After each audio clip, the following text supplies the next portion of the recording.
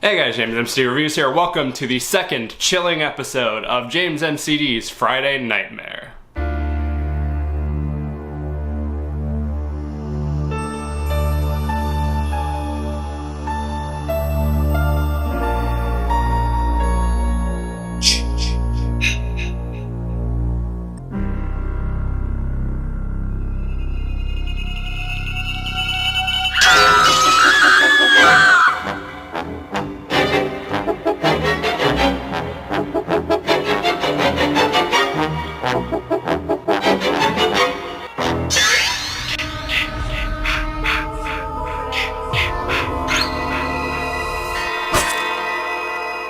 And today we will be continuing our look at the Friday the 13th movies as we delve into Friday the 13th Part 2, released in 1981, directed by Steve Miner. Even though this was released a mere year after the first one, it takes place 5 years after the horrific event at Camp Crystal Lake. It does pretty much follow the same formula as the first in that it follows a completely new group of camp counselors setting up for a new camp at a new location, who all get picked off one by a mysterious killer. Only this time it goes a little bit more into the backstory of Jason and sort of everyone questioning, like, is he actually real? Did the girl from the last movie just go crazy? Like, is he really out there, like, looking for blood? This feels like one of those series where it's gonna be a very rinse and repeat in terms of, like, the actual, like, story and events that happens. Like, it's not like something like Halloween or Saw where it's, like, a different story each time with, like,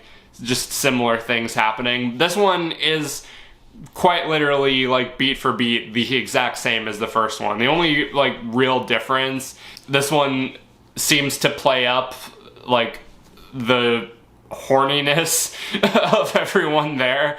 Like, the entire time I'm watching, I'm just sitting there like, no, don't take your clothes off, you're gonna die. Beyond that, it is very much, like, the same. Like, it follows a lot of the same beats. Like, it uses a lot of the same, like, filmmaking techniques of a lot of the, like, POV shots. The soundtrack is very similar. Even sort of the, like, sequence of events that, like, leads to all these counselors getting axed off. Like, the main, like, head counselor going out somewhere and these group of kids staying behind to, like, get laid and, like, party and everything, and then they all die horrifically.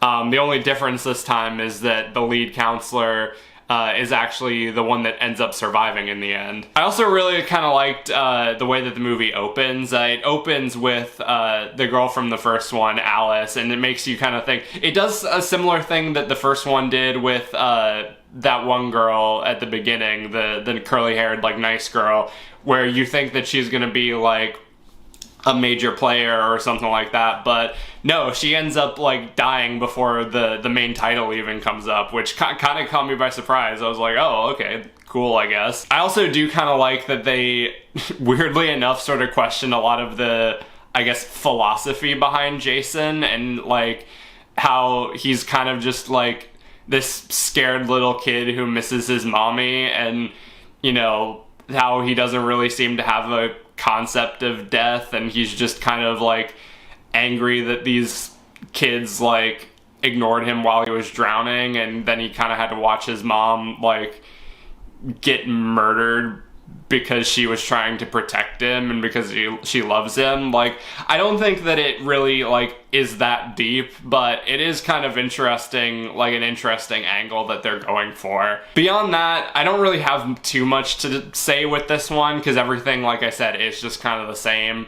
The story is very much the same. The characters are all just kind of planks of wood. The only one that I actually, like, felt anything for and kind of felt bad when he got killed was the kid in the wheelchair, because it's like I'm imagining in my head this, like, really tragic story, like almost kind of like Cyborg's backstory, where he's, like, this, like, star athlete who gets into some horrific accident and is, like, wheelchair bound, but he's, like, kind of optimistic about it, and he's here at this camp, like, with this cute girl who she likes him and she's down to smash, and he's like, yeah, okay, and he doesn't even get any before getting knifed in the face and rolling down the stairs and dying. Like, that actually was like, oh man, like, why'd you gotta do my guy like that? The acting is pretty, like, substandard. Like, I think the performances across the board were a little bit worse in this one than in the last one.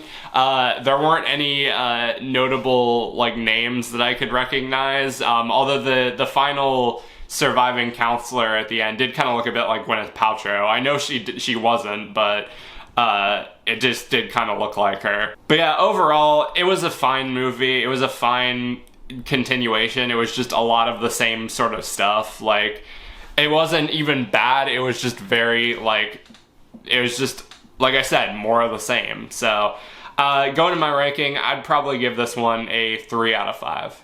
Anyway, that does it for another episode of Friday Nightmare. Let me know in the comments what you thought of Friday the 13th Part 2. Did you think it was a worthy follow-up? Did you like it? Did you hate it? What did you think about it? Let me know all that stuff down below. Tune in tomorrow where I'll be taking a look at Friday the 13th Part 3 in 3D.